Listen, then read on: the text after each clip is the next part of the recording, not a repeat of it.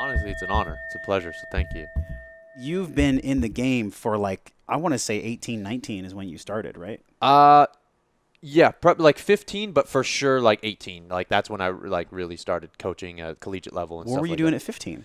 15 is when I was competitive in powerlifting, and I was coaching and pretty much all the powerlifters in my gym. So Yeah. I was programming for them, and then 15, 16, I was running the strength and conditioning program at my high school.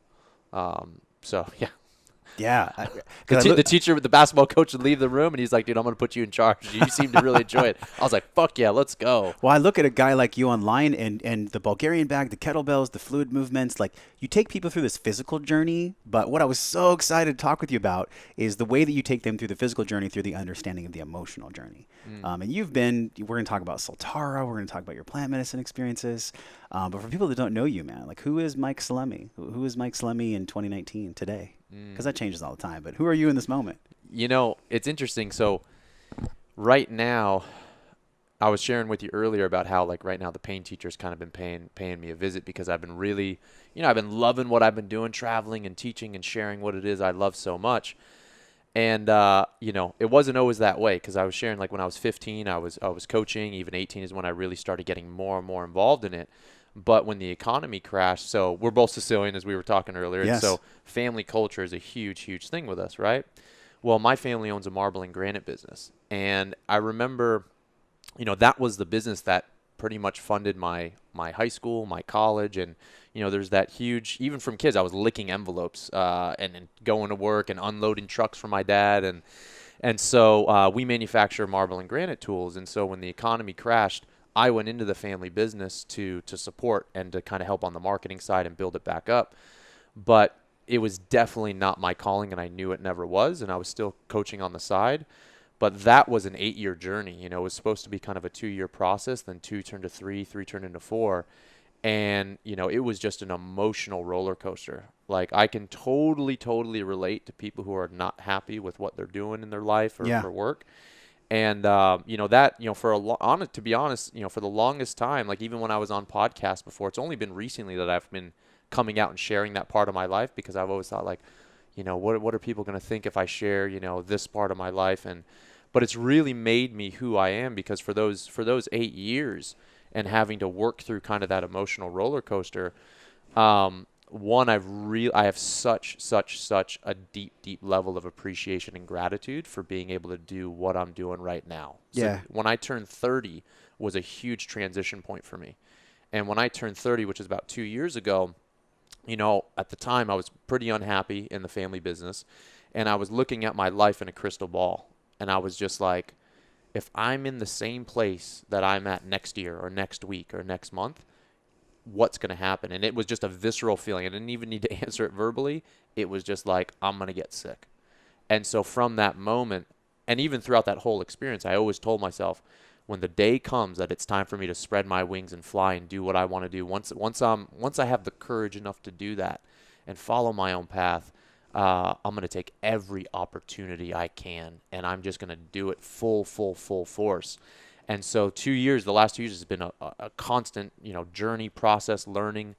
And so I try and take advantage of every opportunity possible. But also, Hmm. sometimes we got to be mindful and just remind Yeah. ourselves that we're only human and we This can is only do so much. this is the classic burnout where the coach, the healer, the therapist, the trainer, the person who's helping other people constantly gets nuances around where their edge of service to themselves actually deserves more attention. In other Mm. words, the person who's making other people healthy struggles with their own health. And that was my story too. What was like a low point? Did you have a low point when you were helping other people, or is that low point pretty recent as far as the way you feel in your body? I would say probably pretty recent. Yeah. Pretty recent when it comes to helping other people. I definitely had low points in different respects in the family business, but low points in terms of helping other people. It's just been it's pretty much now. Like I'm getting just like in athletics. Like you learn your threshold, right? Like balance is not something static. I think that's a really important concept. Balance is dynamic. Balance is this oscillation between feast and famine and being aware of all the nuances in between and being able to modify and adjust and go with the flow. And so for me, I feel like I've been learning where's my balance. I mean, even when I first started teaching, like my first time teaching a 2 full day course, I actually, on the day one, I went back to the hotel and I was a zombie. I was like, there's no way I can come back and bring it and support these students. But then I realized and had some of my buddies, one buddy in particular, Jador Pierre. I don't know if he's one of Paul's faculty. Amazing, amazing human, beautiful person. And he told me, don't worry, man. It's just like a muscle. He's like, once you teach a little bit more, you'll strengthen that muscle. And now I can teach multiple days in a row and be okay. But also I got to remember, now it's almost like a ratio. I know if I teach 1 to 2 days, like I need a solid 72 hours before anything, comes up. If I teach 4 days, I need like a solid week. So I'm learning as I'm going, but it is very recent. The holistic lifestyle coaching that you've gotten through the C.HE.K Institute, what came before that? Like what even brought you to C.HE.K? What brought me to C.HE.K was when I was 18, I was a strength and conditioning coach, and fortunate enough, I was a strength and conditioning coach at a holistic lifestyle center. And it was actually like the OG center of the Bay Area, and the person, his name was Brian Champ, or is Brian Champ, and pretty much, he was, I think, the first main C.HE.K practitioner in the Bay Area, and the whole facility was modeled after Paul's teaching. So it was all high-level C.HE.K practitioners there. And so I started there training the owner in powerlifting. So he wanted to learn powerlifting, and in exchange at that time I was so focused in that sport, and so in exchange he helped me with my diet, nutrition, lab testing, etc. And so that's how I first got involved, and he gifted me How to Eat, Move, and Be Healthy. What And year was that? 18, so we're looking, I'm 32, 14 years ago. Yeah. 14, 15 years ago, something like that. Yeah, 2004-ish. Yeah. Yeah, back in the day. This is when I kind of started my journey as a trainer as well. Wow. At that time, the internet wasn't so prevalent like it is now. I remember going on YouTube 2005, 2006, and it was hard to find info. What do you feel like about you allowed you to find the right information starting then? Mentors. I think trusting mentors, and with at that time too, when I was powerlifting, talk about like old school, like when I was in my powerlifting gym, which was a very close-knit basement powerlifting team, they're the ones who told me about Louis Simmons. And so when I was studying Louis Simmons, I don't know about now because I haven't been powerlifting, in quite some years, but at that time when I was so dialed in and into it, I have every VHS that Louis like ever produced. And so, some of them didn't even work, I remember, and just like, I've got stacks, like a whole closet full. And but I was great, powerlifting. I had some great mentors, people who took me under their wing. Brian was just, huge and instrumental in pointing me to the direction of Paul and opening my mind. So having good mentors in the strength and conditioning realm, as well in that lifestyle coaching realm, was huge. Do you find that sometimes there can be a narrative in S&C where people have lots of tattoos, lots of beards, they're pulling heavy weight, they're yelling, they're screaming? Do you feel like that's kind of off-putting to people that want to get stronger? I don't know. Like, I think for sure there's an intimidation factor, for sure. Like, I remember I was at Westside for a month when I was 18, 19. And by the way, there's nothing wrong with tattoos and beards. Yeah. I'm not saying there's anything wrong with it. I just think it's a certain energy. Yeah. And that was a lot of the guys at Westside were all tatted up and stuff. But they were honestly like nothing. As we know, like tattoos don't really mean much. Yeah. Right. But they're great people. So I think on the outside it can be intimidating. But, I've never really spent much time in commercial gyms or anything until more recently teaching. I almost feel like I was very sheltered, in the sense like I was with my team in a basement, and like we trained there all the time. And in Olympic lifting, I was working out in another basement. And then in kettlebell sport, I work out in my garage. So I've kind of been sheltered in that respect when it comes to my own training. So for me, it wasn't a big thing that I was exposed to be honest. So for you, the whole life, 18 plus years, has been somewhat of the barbell, making you stronger physically. But what about the emotional? Because the barbell can teach so many lessons emotionally about, delayed gratification and overcoming internal boundaries. What does the barbell teach you in the emotional aspect? Well, I think like I first gravitated towards the barbell. As soon as I touched a barbell, there was something about it, and it was undescribable. I think a lot of our paths is, we can try and put it into words and why we do what we do, but I feel like there's certain things that are just undescribable with words, like a calling, something. And so I could say that I love the objective measures of progress. I love the community about it, but there was also something that I just can't explain that just drew me energetically to that type of implement, or that set of implements. Yeah, so I think it was, an unexplainable part as well. Yeah, it's just like almost like an energetic match for you. And I think people, when they first start strength training, you get a lot of first timers, I'm sure, Mm-hmm. that want to sign up for your online programs, or maybe they're coming to a seminar. Are seminars just for the trainers and coaches? Or do you coach people who are just beginning their strength journey? Well, I love beginners. Yeah. Absolutely do. Like I was just teaching in San Antonio at the Northwest Vista College, and all the students there, it's a kinesiology program and personal training program. And it was so cool. Like I asked everyone, okay, who has any kettlebell experience? The first workshop was kettlebell. Second workshop was Bulgarian bags. And it was so cool that literally out of almost 40 people, 3 kids raised their hand that they had kettlebell experience. And those 3, it wasn't formal experience. They've just used it. And I'm just like geeking out and just like my heart's just dancing because I'm just like, wow, I get to that's such a treat for me because Yeah. I get to support you and share the lessons that I've learned, the mistakes. And again, like what started for me as objective measurements of progress, every time I would compete, every time I was training, I was building confidence. I was building emotional resiliency. I was learning what failure was or what the illusion of failure was. I was learning what successes were. There's so much learning and emotional strengthening at every level of that process. And when I think about it too, it's like, if not, for example, some of the biggest painful times in my life around strength and conditioning, especially injuries, one in particular to my left arm in kettlebell sport, I would never have worked with Paul. Paul C.HE.K. That was the reason I sought him out. I had exhausted every other practitioner I could, and no one could really solve the root cause. And so what first started as trying to solve an orthopedic issue, like as you just interviewed Paul and you've interviewed him before, like he does not just focus on the physical side of Yeah, things. the assessment goes deep. The assessment goes deep. And so I think that was also a big draw for me and I think in the beginning it wasn't so conscious, but as I started doing a little bit more inner work over the years, one of the things I've really realized is what draws me to like greater physical goals or like trying to see what my potential is also because in a holistic system, if the physical goal rises, so does the emotional, so does the spiritual, so does all that whole thing has to rise in order to do it in an integrated manner. And so I've always known that like the more I can test myself and put myself through uncomfortable situations, the more I'm going to be a better coach, the more I'm going to be a better friend, the more I'm going to be able to have empathy for my clients.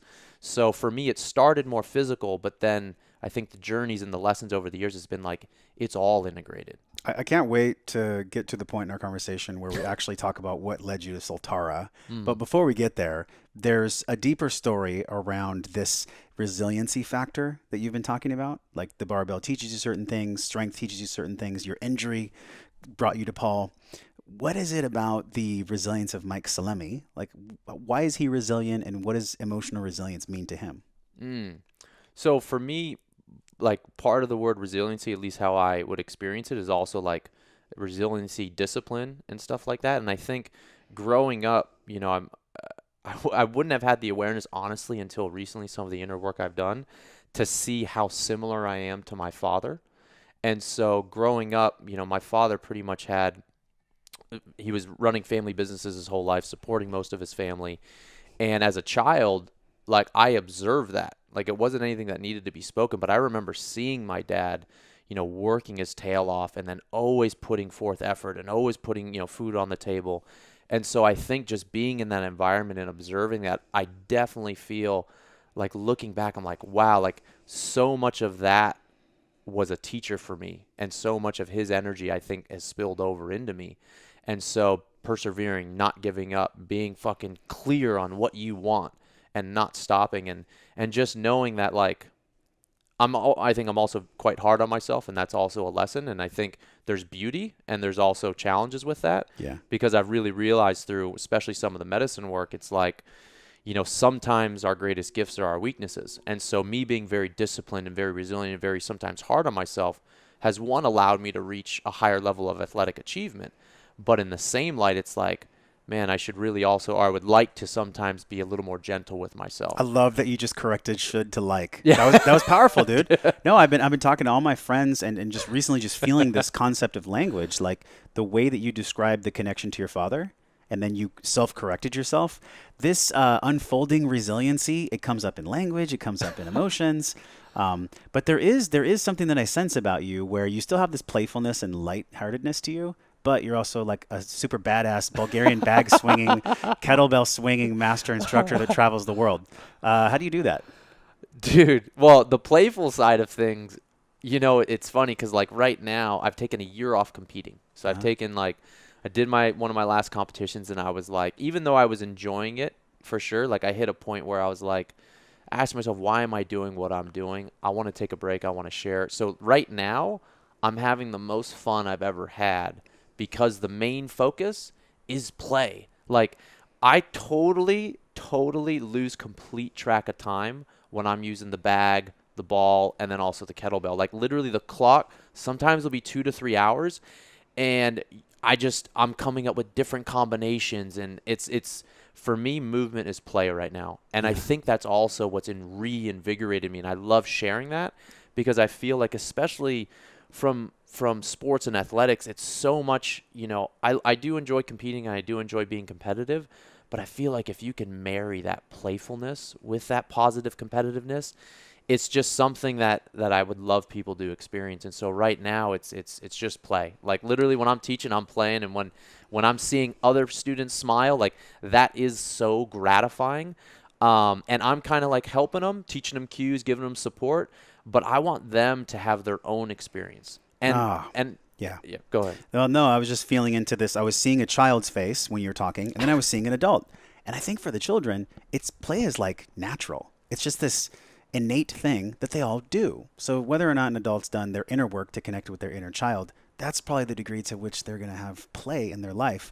Have you developed in your training and especially in your online programs how you get people stoked as adults on play? How do you get adults stoked on play with all their distractions? Well, like in the program, well, the Mastering the Kettlebell program, which was my first program that I just came out with. I mean, that one honestly is super in depth. That one's more for the trainer, for the coach, or for the. I do have like people into general fitness who purchase it, but they're just the people who really are motivated, and excited, and don't want to get injured. It's almost like 3 certifications in one. But what I will say is, with that knowledge, of it only takes one kettlebell, there's 10 movements, over 500 videos with instruction.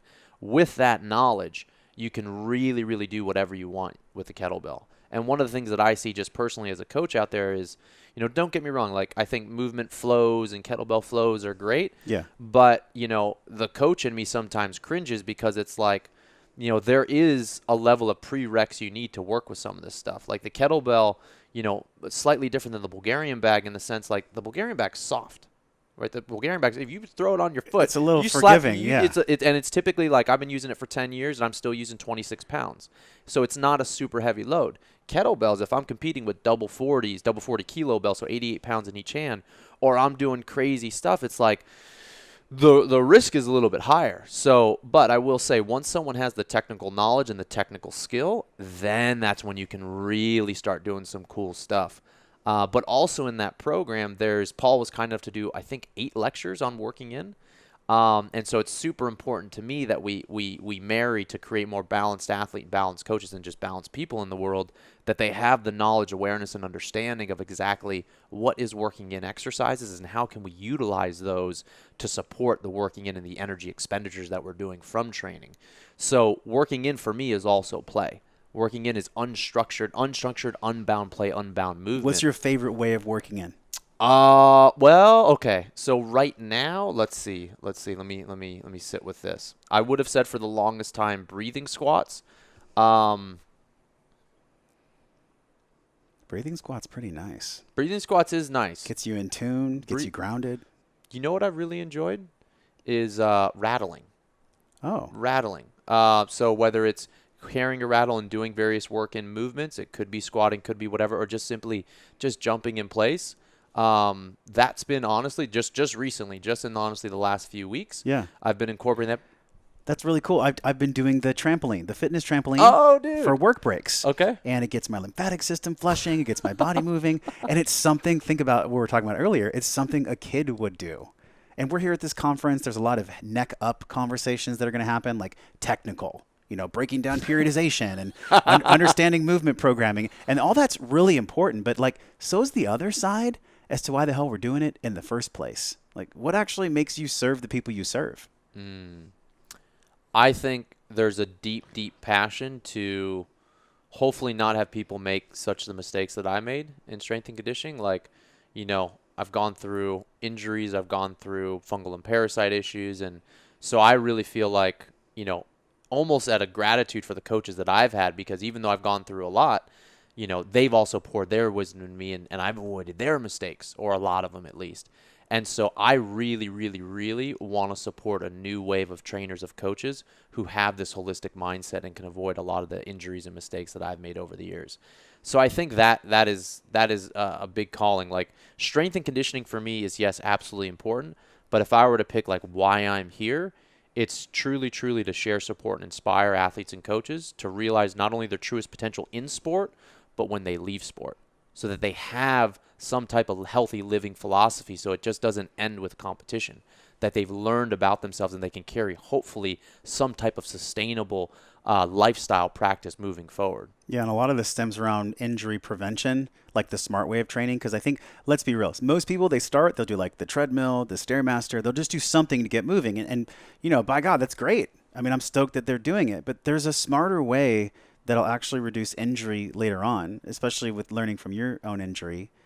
How do people begin that journey, the movement journey, the health journey, with injury prevention as a mindset? I mean, that's a totally different approach. Well, with injury, I think a lot of people today, and I'm speaking also from personal experience, it's like injury is, it sucks, don't get me wrong. And actually, the unfortunate thing about injury is, like, one reason why I'm really passionate about helping people prevent injury is because, especially as an athlete, like as an athlete, you have a dream, or just a high performer in general. It doesn't have to be an athlete. I think, whether you're in business or whatever, you have a goal or a dream. And so you're training. If you have an injury, you're stopped in your developmental progression. And for me, the worst feeling in the world is being stuck.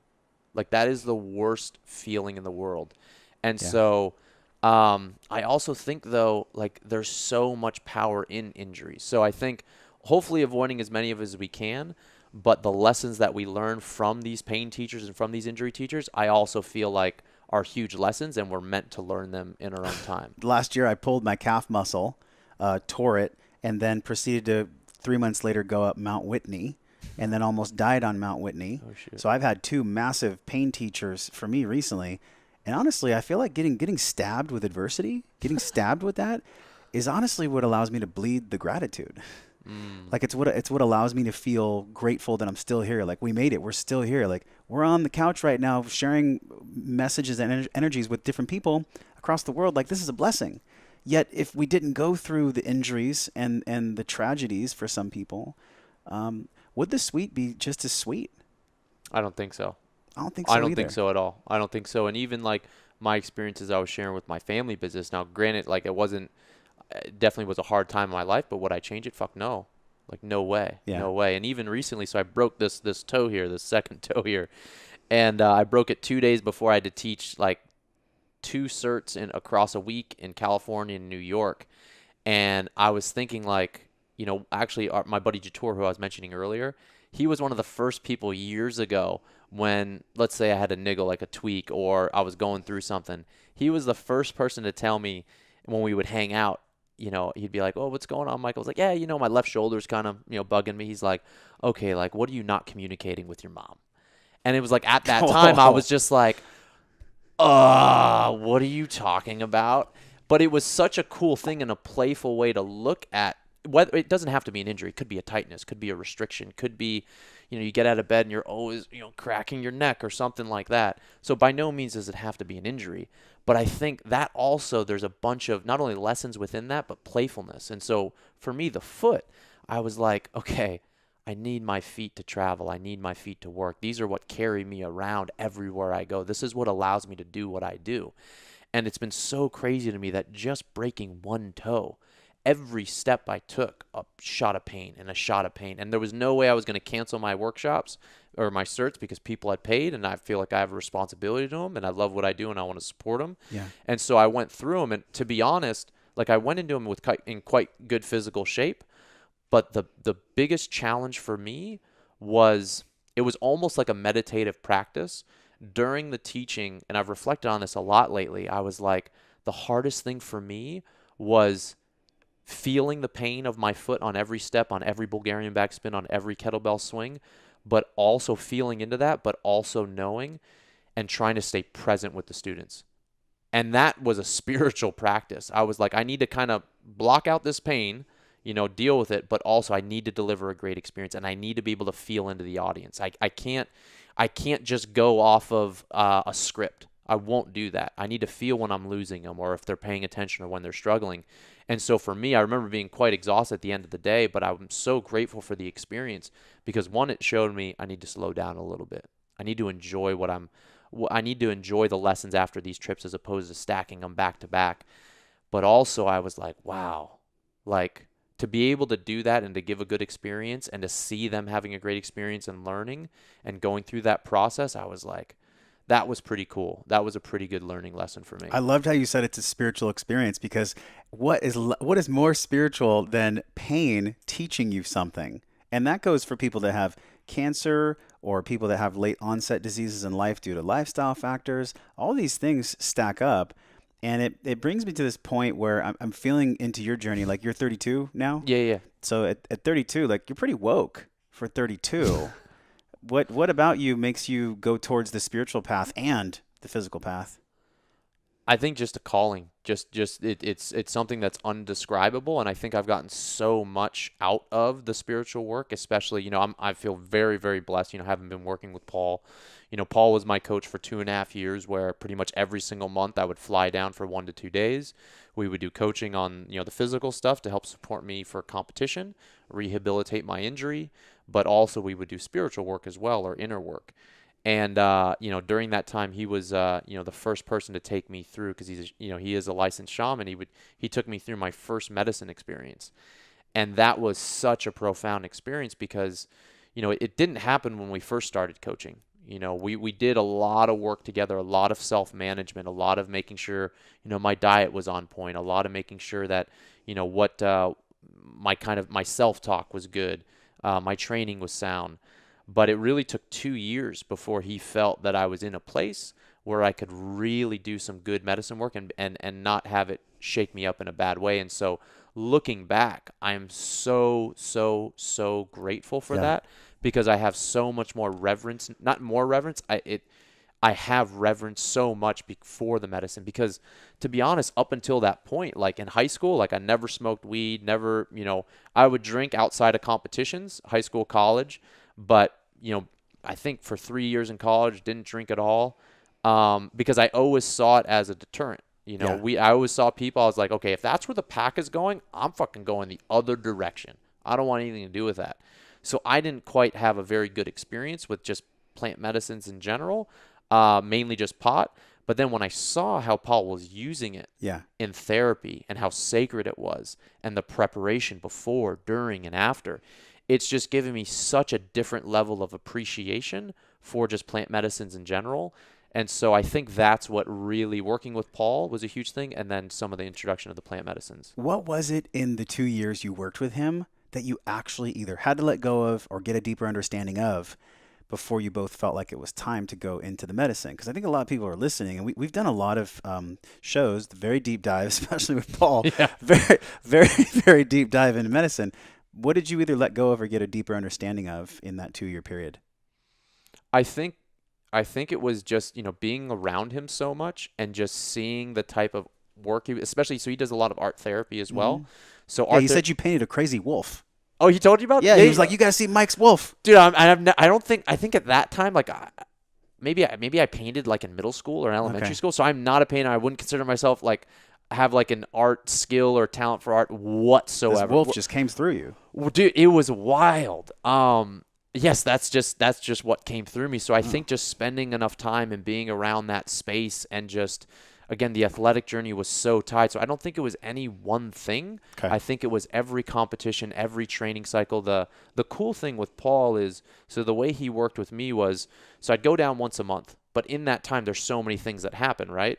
So what we would do is I would fill out his 4-doctor form, which is essentially a check-in on Dr. Quiet, Dr. Movement, Dr. Happiness, and Dr. Diet. But then I'd also every single day fill out what he calls a daily readiness assessment. And so it's checking for limbic emotional stress, it's checking for hormonal stress, and it's checking for musculoskeletal system stress. And on top of that, I was also recording my training and my reflections on what was going on in life. And so he could check, it was on a Google Doc sheet. And so he could check in every single day and give me feedback and see what was going on. So it's almost like it wasn't like a once a month I would see Paul and we'd have this big intervention. You know what I'm saying? It was like he had his hand on the pulse so much during the whole time. So if I was in a relationship challenge or there was something that was going on at home, it was kind of just like constant support, constant coaching. But actually in 2 years, what was really the catalyst was I achieved the ranking that I had been trying to achieve for multiple years but couldn't due to an injury. And so I had achieved it. It's called Master of Sport in Kettlebell sport. And he wanted to celebrate it. And so we celebrated with the journey and we celebrated with the artwork. And so it was more of a celebration of really everything we did together because, I think, that achievement was, yes, it was me putting in the work, but it was also, having his support. So it's not just, I think all great things are not achieved by one person. Like there's always a community or someone, even if it's people that you wouldn't even think, like the person who makes the kettlebells. It's like that person put their love, sweat, and tears in making that product. Yeah. So I think we all come together, and so it was really a celebration. What's one of the biggest takeaways from ceremony you got, that first ceremony? I think that one, man, if I think back, that was a few years ago. It's interesting to reflect, isn't it? It is. I'm like, I remember the going space. through so many different things. And I love that you asked me that. I love that you asked me. I remember it being so peaceful. Yeah. And I think just enjoying the process. It's interesting because I never really, as crazy as it sounds, I never really had the concept of what a process goal was until I worked with Paul. It was always like competition, didn't hit it. In some senses, you're a failure. Competition, train, competition. If you hit it, great, you're a success. You mean something. You have validation.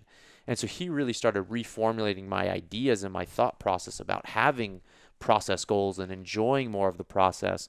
And I just have this vision of like when we were painting and stuff like that, like looking outside of his Escondido house. Yes. And I just like this huge amount of fulfillment and enjoyment around the process is what comes up right now. Yeah, the process is the process is the process. Like that's the whole gem in the journey, isn't it? The process, the uncovering is actually the thing itself. Like the hero's journey with Gilgamesh coming back and the snake that stole the treasure, and then he came back and he was like, I don't have the treasure, but I have the story, and the story is the treasure. So you're reminding me about this process goal. The process is actually the treasure. Like even the challenges of being in a ceremony and the joy, they're actually both the gift. They're this illustrious, beautiful gift, but man, they sure as hell don't feel like it, do they? Not all the time. There's definitely those blissful ones, but then there's definitely those ones that just like take you and just ring you and ring you. And then when you think you're totally wrong, and then they ring you more. Yes. Yeah. So then what motivates you to walk this medicine path? And how does that look for you? Because it's a topic that I think is really important. The frequency, the intentionality, the directionality of someone like you as a leader. People are looking to you for advice. They're looking to you for guidance. How do you speak to them about your own path as far as frequency and intentionality with medicine now? I think what really connects me to it is like I'm always looking to achieve my own highest potential, whatever that looks like for me. And I feel like not only from the physical side, but like how much fulfillment and joy and understanding of my own patterns and what I get that out of medicine. So much understanding of the things that I wasn't even aware of before. And so I think it's just, for me, it's tied into human potential. I think that's one of the biggest things, and understanding myself at a deeper level. And what that looks like for me, like right now, I've gotten so much out of the plant medicines that, this one isn't a plant medicine, but it supports them quite well. Are you familiar with Kambo? Yes. Yeah. So I haven't gone down the Kambo road yet. A lot of people talk about this. I've gotten so much out of that. For the listeners who aren't familiar, it's not psychoactive. Kambo is essentially, it comes from the secretion of a tree frog in the Amazon, and essentially it's a large tree frog, and the secretion in the frog is called sapo. And so traditionally, the way that they would use this medicine is it's actually quite short. An experience only lasts like 20 to 40 minutes. And so what they do is the shamans actually will call out, or the practitioners will call out to the frogs in the tree, and they'll actually sing to the frog. And then the frogs will come down and they'll tie them. They don't hurt the frogs, but they tie their hands and their feet. And then they just kind of like agitate their Have you seen the frogs come down? I haven't seen the frogs. I do want to go and Wow. I'd like to see that. That'd be cool. But they take that secretion, put it on a resin stick, and then traditionally men start on the left shoulder, females on the inside of the right leg, and they apply this secretion. Now, the secretion they apply it to the skin because they burn little holes, usually with incense in the skin, to open it up, open up the gates, they call them. And so the secretion or the venomous secretion passes into the lymphatic system. And it's an incredible cleansing agent, both physically, mental, emotionally, and spiritually. And so it can not only super activate the immune system, but it can also clear negative energy and blockages. And I've used it myself, by itself, but also pre-ceremonies to kind of set the tone and clear some of that out. What's the physiology of Kambo? Like, what's going on from like a action potential thing inside of the physiology? Do you know about that? Yeah, a little bit. So essentially, most of the research that comes from Kambo, or the initial research, was started by a guy, if I recall his name, it's Vittorio Esparmer. He's an Italian guy. So he was an Italian pharmacologist who also discovered serotonin. And so this guy discovered that, so Kambo contains dozens of bioactive peptides. So peptides are just short chains of amino acids. Bioactive essentially is just, they carry an affinity and selectivity for specific receptors in the body. So they bind to these receptors. And essentially they can help kind of like reset neurotransmitters. And essentially because it works through lymph, what happens during Kambo is there's a lot of purging that happens. So you drink a lot of water, or in some tribes, like I've even heard that they'll drink like a banana type smoothie, which sounds kind of nice. But then like I was like, I probably wouldn't want that in a Kambo ceremony. Not before I'm going to throw it up. No. So it's quite uncomfortable. Okay. The Kambo ceremony, right? So it's like you could feel warm. There can be swelling. Your heart rate's going to elevate. You're going to be pretty in an uncomfortable situation. But essentially what you're purging and what you're vomiting is this like deep bile-like substance. And it's from my understanding, it's just like purging all the toxins of the body. And it's essentially like cleaning out at a cellular level, cellular waste. Yeah. So yeah, I think about Bruce Lipton, Issues in the Tissues, right? Like the work that he's done on molecular biology, understanding at the deepest like electron transport. That's where the energy's stored. It's stored in the powerhouses of the cells. It's stored in the deepest recesses of the actual tissue itself. So when I hear you talk about Kambo and maybe the physiology, which I can do more research on, is the actual scrubbing and cleaning of that deepest part. To me, it seems both crazy and also really interesting because we're only here in this physical body once. Like there's only one Mike Salemi.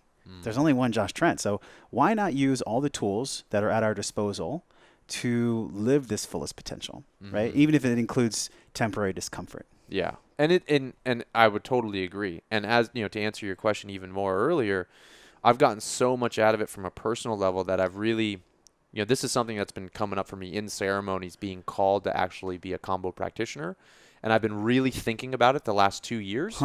Because I've been doing Kambo almost once every 1 to 3 months, something like that, for the last 3 years. And I've really been asking myself, is this something that I want to share? Does this feel right? What are my reasons for doing it? Especially with your stature in S&C, like, who's this guy talking about Kambo? Yeah, right. And, to be honest, like even family members, they've mentioned like, why are you talking about plant medicine and Colin and I were just talking about it earlier today. It's like our parents, they want the best for us, even if it means killing our dreams. Dude. It's like, yeah, that's real for all of us. I would 100%. I can totally resonate with that. I feel so. And so I've really thought about that concept. I was like, is this really hurting my reputation in S&C or not? And then I came to the realization that I was like, this is the person who I'm becoming. This is the type of work that I want to do with people to help them heal and achieve greater athletic potential. So what I've shared with family and friends, it's like, if it was not in alignment with the direction that I was going, if I just wanted to train someone in the gym, then maybe I would hurt my reputation. But fuck no, like this is the work that I want to do. And so whether it's I'll do that training, a 2-week immersion training starting in October. I want to have, and I'm usually when I work with one-on-one, the few one-on-ones I do work with, it's usually like 1 to 3 day long experiences.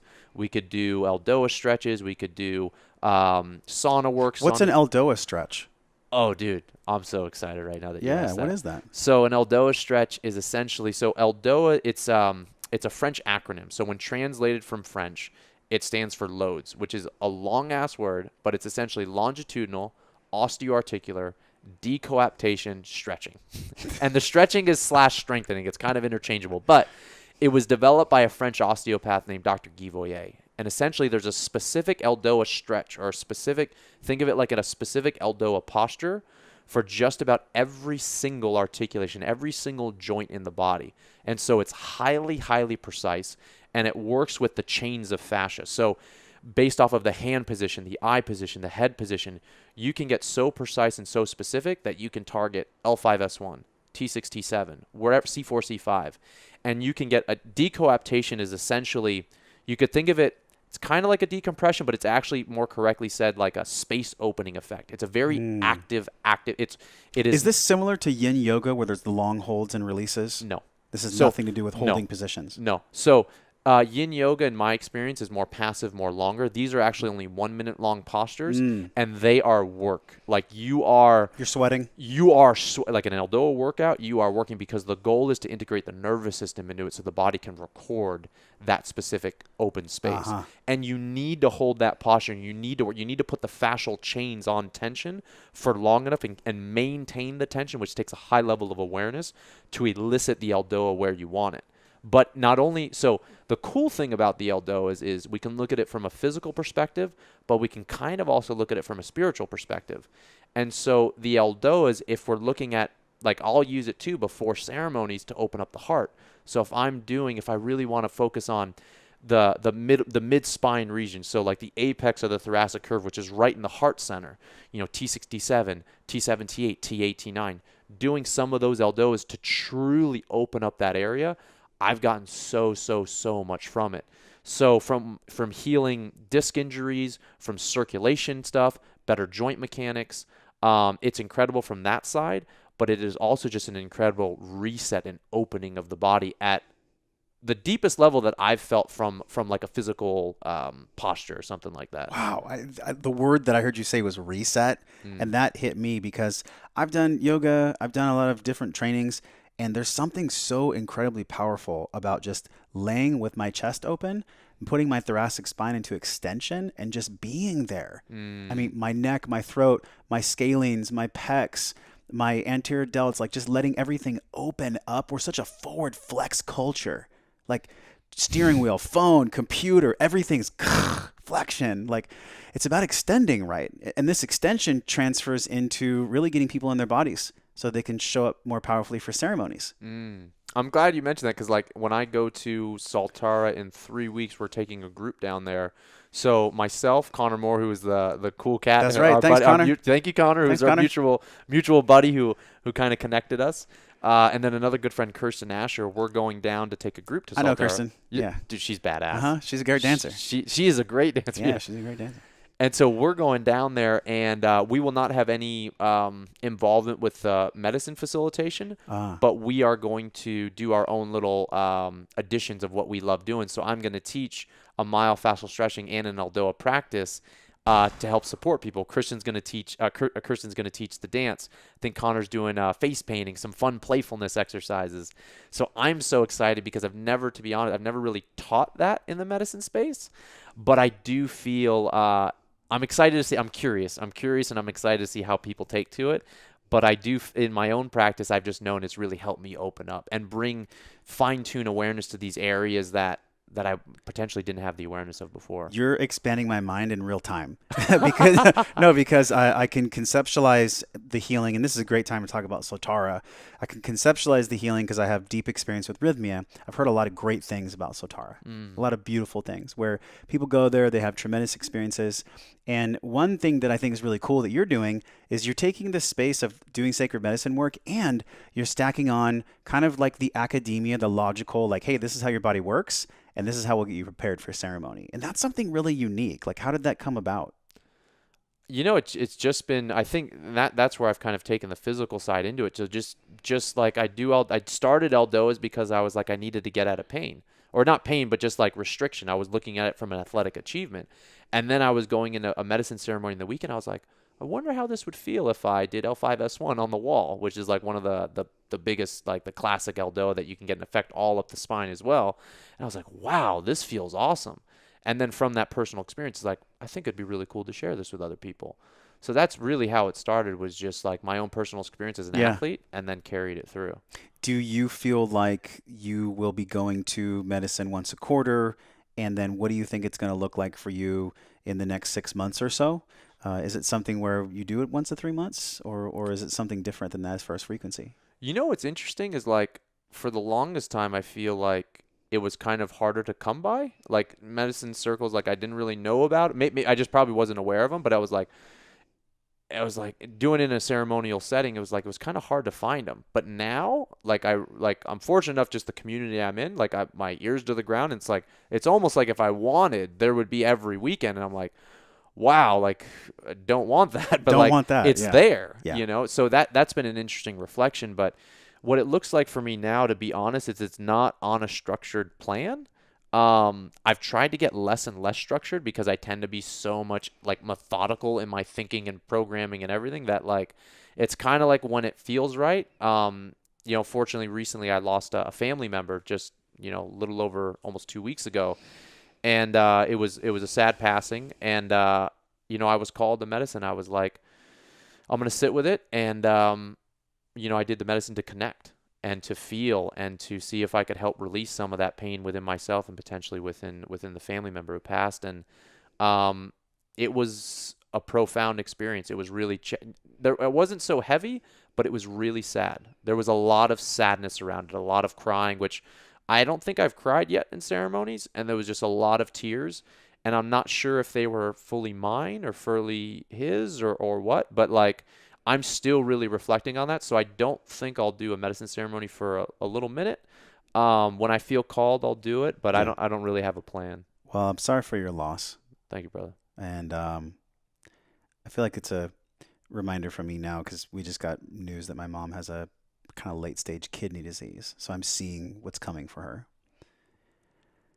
And I think the big part of life that why it makes PaleoFX and you and I being here so special is because when we're able to do what we want to do from that dream place, then when the tragedies and the hardships come up, um, I think it just makes it all worth it. Like this person you lost, and I don't know who it was. Um, is it too early to look for the lesson?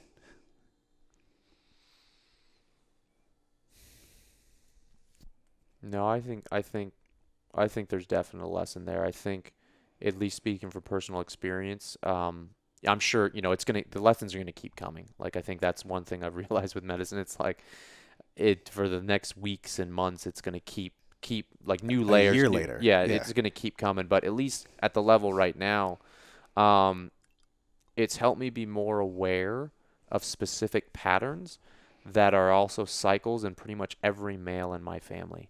Father, his father, brothers, his father's father, father's father's father. And it's like one of the intentions also was to kind of like break some of those cycles. And so I've been really paying attention to how my interactions with the males in my family have been. And there's been some incredible shifts that I never thought would happen as soon as the very next day after ceremony. So that's been a lesson. Like I'm still in awe that's possible. But like the fact that we can break cycles through some of this work has been like a realization and a lesson for me. The connection that you have to Soltara now, is that something where they have plans to grow the size, or do they want to keep it kind of small? From my understanding, I think they do want to keep it small. The Maloka it only fits. Don't quote me, but between potentially maybe like 30ish, maybe it's 25, maybe it's 35. I'm not quite sure. Yeah. But beds in there, and it's a beautiful space. I don't foresee them growing out of that space. It's pretty intimate. Yeah. When I went last time, I think there was like maybe 14 or so, 14 to 15 of us there. So it was quite small. There were 2 healers. And there was on top of that, there was probably like 5 or so facilitators. So I felt incredibly supported. And like, I really can't speak highly enough about them on Yeah. so many levels. I've heard amazing things, and it's coming up at a good time for me because there's this concept that I feel like we're in this capitalistic society. And on the other side of it, we're spiritual beings having a human experience. So on the left side, it's like we all need to make money, and that's how the world turns. And there's so many people waking up right now. Consciousness is on this exponential curve, like the hockey stick. No matter if it's in the S&C world or in the paleo world, most people, they have a different look at life now. Yeah, there's going to be pockets in America and in the world that maybe they'll never actually wake up, and that's fine. That's part of the process. But this contrast I'm making is there's no competition when it comes to the medicine. Like whether it's Rhythmia or Sotara or any place, let's hope there's thousands of plant medicine facilities across the world as soon as possible.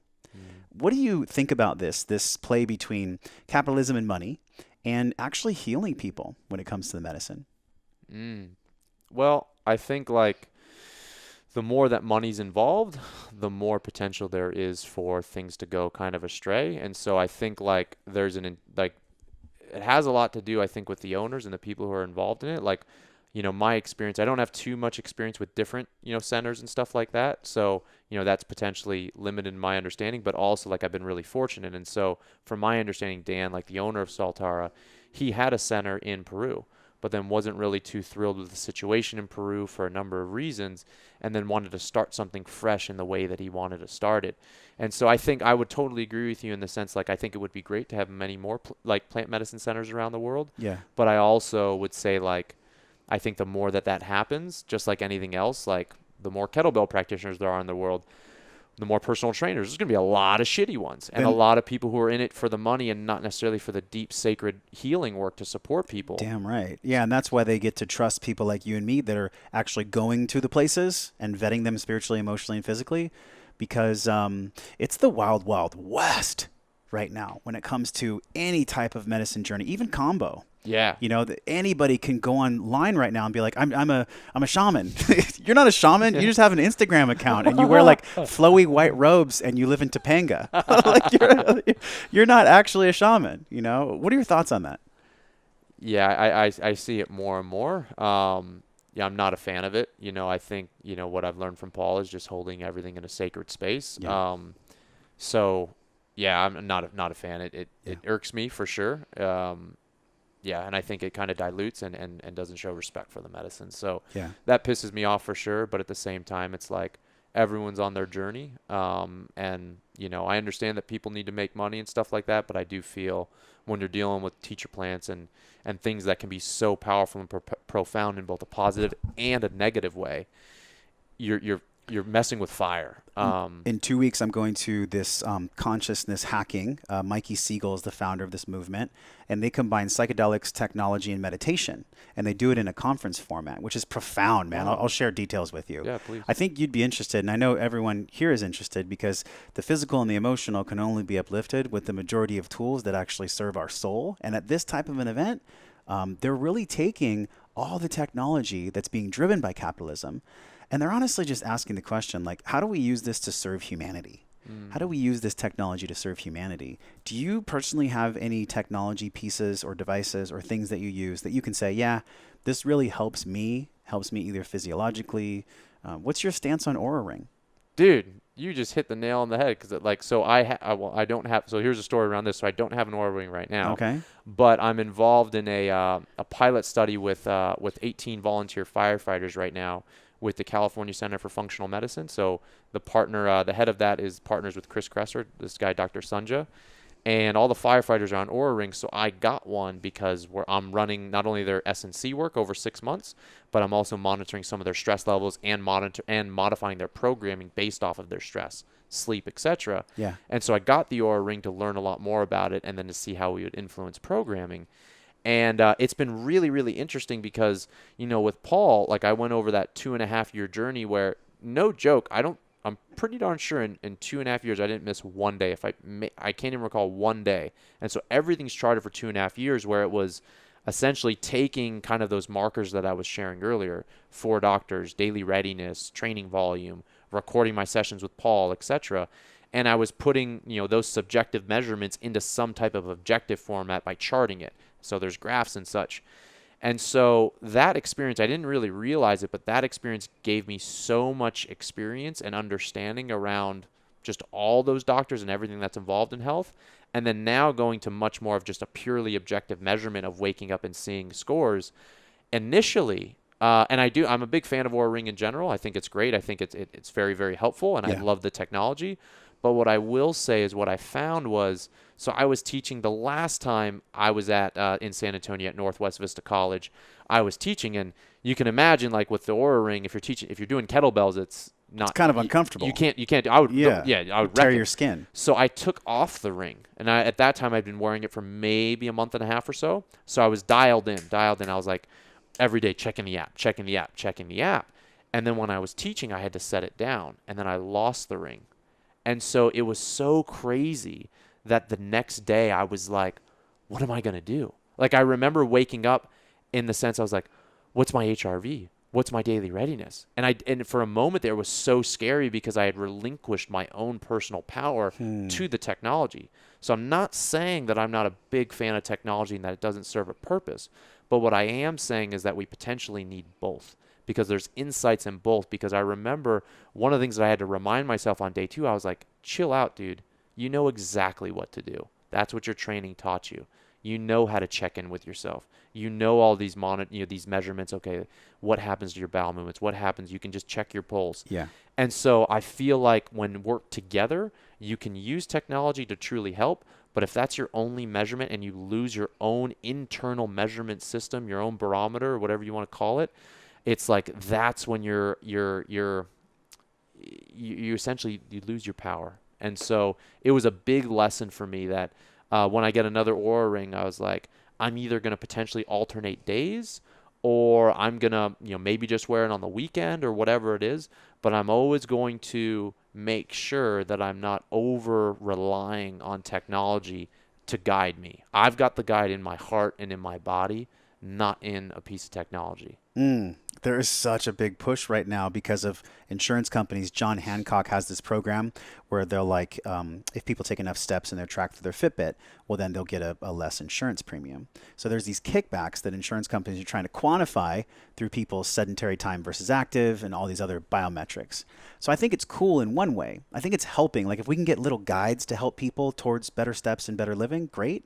But like you said, there also is the danger. It's like this slippery slope on each side. And you're a warrior, so you're a wellness warrior. I mean, you walk the middle of the path.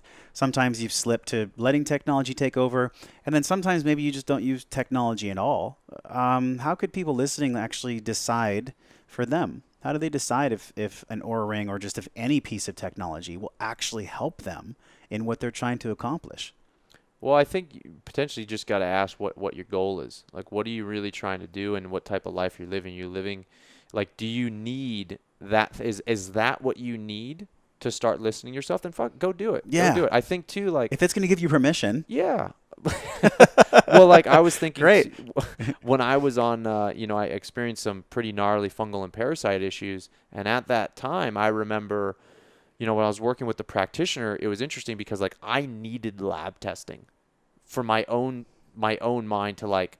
I needed those objective measurements that if you told me to go on an elimination diet or whatever it was that didn't involve it, I needed in that moment, I needed to be told what was going on. And I'm a fan of lab testing, but at that time, that's exactly what I needed. And now, for the most part, what's interesting is when I was doing all that lab testing, doing food sensitivity panels every few months and herbs and et cetera, then once I got that out of my system and I started doing some very rigid and strict food elimination diets, then reintroducing one food at a time, 8 to 9 times out of 10, the foods that I learned that I was sensitive to when I reintroduced them were exactly the foods that showed up on the test. And I was like, wow, I don't have to pay 10 G's, or $1,000 for more testing. Yeah. It's like I got it inside, but I needed to go through that, and it was hugely helpful for me. So I don't want to be a hypocrite and say like, don't use, no, like I love the Oura Ring. No, I think, so. It's whatever stage of consciousness someone is at and whatever tool is going to help them. Because I back in the day was an FDN practitioner. Oh, wow. And so I would do like, lipid peroxide tests and gut function tests and all these things on people. And I would honestly just at the end of it be like, yeah, you spent $1,000 and we're just going to take you through a process that we do. And if you didn't do the test, we'd do the same thing. So it's almost like if there's cause for something, do you even really need the data? Do you even really need the test to tell you to do the elimination diet?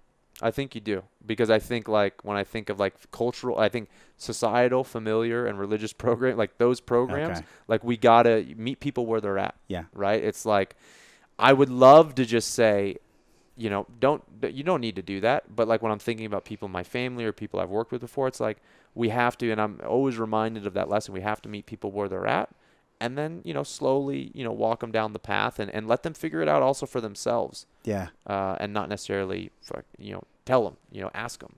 I like talking with you, man. I really enjoy this conversation. And I think about the intelligence conversation because on the show, we always talk about physical and emotional intelligence, and it's the discovering process. Nobody just all of a sudden becomes massively masterful, intelligent, and they don't need to learn anymore. What are you currently learning as an intelligent being in your space? What's the deepest learning edge you're leaning into right now? So in this moment, man, I think honestly the medicine work is probably the biggest thing. I think like, you know, I've training for competition isn't so much of a motivation right now. Not saying I won't return to that, but really trying to understand some of the patterns and some of the things that why I am the way I am and understanding myself at a deeper level. I think the medicine work and honestly, like part of the thing that attracts me to, you know, going down the path of sharing Kambo with others is like, because I really feel like in that space, like when you're supporting people through that deeper work, you also have to make sure like you have to be able to go to the depths with them or have been there before. And that partially attracts me. You know, it's like I want to be there to support people, but I know that I can't play small. I have a responsibility to do the work on myself so that I can be there wholeheartedly and present for that person. And I want to do it with my whole heart. I want to do it with my whole body, mind, spirit. And so I think the more work that I do on myself, then therefore I can authentically support others. And so I feel like that is the never-ending process. But right now, that is the work that I'm doing on myself for me, but then also to be a better service for others. I can feel the gravitas when you said that. No, because it's the ultimate challenge. It's kind of why we're alive. To grow is to expand, is to be challenged, is to be alive. And so that's pretty profound. And that feels very true when you say that. You know, the voice that you already have in strength and conditioning combined with the way you're going to lead people, I think I can have the sense from you that Kambo will be a big part of what you talk about in the future. The combination of these two things, do you have any apprehension about that? I think I don't foresee. I'm sure I'll talk about it. I Mhm. don't. We'll see what happens, but I don't think I'll market myself so like I want to You're do it. not the combo barbell specialist. No, no, no, no. Yeah. I like I don't foresee myself doing circles and Right. you know like I wanted you know with the people who do the immersions, you know like one person for a day or so. If it, maybe it's not like it doesn't have to be combo by any means, but like if that's some of the work that could support them, then for 1 to 3 days if they come out want to do that work, that's great. And you know and for friends and family if they want that, then great. And also selfishly, like I would love to do it on myself, so that I don't have to always, you know, pay for. That's a selfish reason, but at the same time, it's true. Yeah. So if I can also treat myself regularly, then that would be awesome. So I think it's like it serves me and it serves others too. But yeah, I definitely don't want to. I still love my path as a strength and conditioning coach, and this is just one tool that can help me, you know, share more of a holistic approach to training. So like almost 20 years for you now, going back to when you were 15. Yeah, Uh, 15 was when I was it, coaching it, and yeah, yeah. So somewhere's around there. Yeah. after 20 years, and even being here at Paleo, like what are you the most excited about learning? Because you talked about combo, and we know that that's a passion for you. But from the actual wellness conversation, just wellness in general, is there anything that you're really looking forward to at the conference? You know, at this conference, like Yeah. I think like your schedule's so busy. Like I'm teaching 4 workshops, and then over the course of these few years, I got like 5 podcasts. So I don't think I'll have. Last year, I haven't. I've been here. This is the 3rd Uh-huh. year. I think I've definitely caught Paul's presentations because that's like I love Paul talking and I love supporting him and I love listening. Yeah. But I honestly, it sucks because I haven't heard very many people when I come because it's just the schedule is too busy. But that being said, I feel like the direction that I'm going where I really want to dive deeper in is, you know, I've been focused when I was going through my own, you know, gut health journey, like I was really into nutrition. And then the last years has been a lot of S&C and a lot of training. And I feel like I really want to return and dive much more into the gut health realm. And so I'm definitely this time, like I've got some good gaps. And so I'm really learning. I'm really excited to listen to some of the gut specialists and what they're talking about. Yeah. So I would say that's probably the most exciting thing that I want. I want to catch Paul's presentation for sure. And then, whether it's check Chris Kresser's talk or some of the other guys, Rob Wolf, I think he should be here this year. Yeah. So I want to make sure I check his talk out. So nutrition is where I want to dive deeper in. Yeah. Michael Ruscio is here. He's a premier gut specialist, I would say, in the world. Michael Ruscio, my boy. At this point, yeah. And so he's going to come on the show for the 4th time because gut health is like, it affects everyone. You know, the gut-brain axis, the enteric nervous system with the brain. We all know about this. It's like common knowledge at this point. There's no more like, oh, do you think the gut has something to do with the brain? We all know at this point that they're intimately connected. I've really enjoyed this with you, man. This has been super fun. Me too, brother. Yeah, I've enjoyed talking with you. And this last question is about this intersection of the physical and the emotional. So it's wellness. How would you define wellness? How does Mike Salemi define wellness in his life?